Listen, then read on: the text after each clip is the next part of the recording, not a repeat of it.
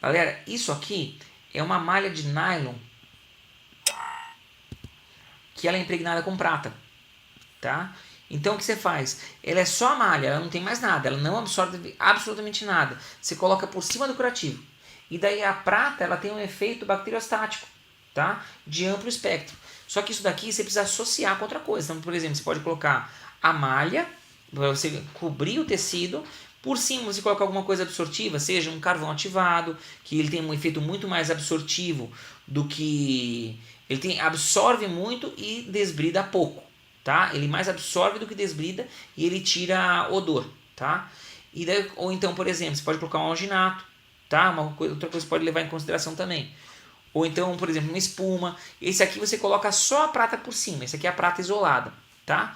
Outra coisa que a gente pode usar é a hidrofibra com prata. Então esse aqui é o Aquacel, que é o que? Ele é a hidrofibra, tá? Só que isso aqui tem um alginato em hidrofibra, só que impregnado com prata, tá? Então o que acontece? Tem várias coisas que são impregnadas com prata, tá? Daí o que acontece? Quando você usa isso? Você vai usar nas mesmas indicações que você usaria de acordo com o tipo de absorção e de acordo com quanto você precisa secretar. Você precisa desbridar. Só que assim, ele tem um efeito bactericida ou bacteriostático? Ele é bactericida, se não me engano. Cadê? Não. Ele tem um efeito, vou colocar assim, antibacteriano, pra gente ficar meio um pouquinho mais por cima, tá? Se eu não me engano, ele é bacteriostático, mas eu li em outro lugar que era bactericida. Na dúvida, vamos colocar como antibacteriano. E ele é de amplo espectro, tá? Só que daí é o seguinte, você tem alguns, ele não é consenso na literatura,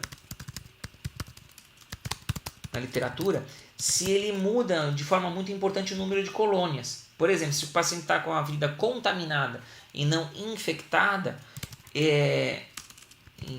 influência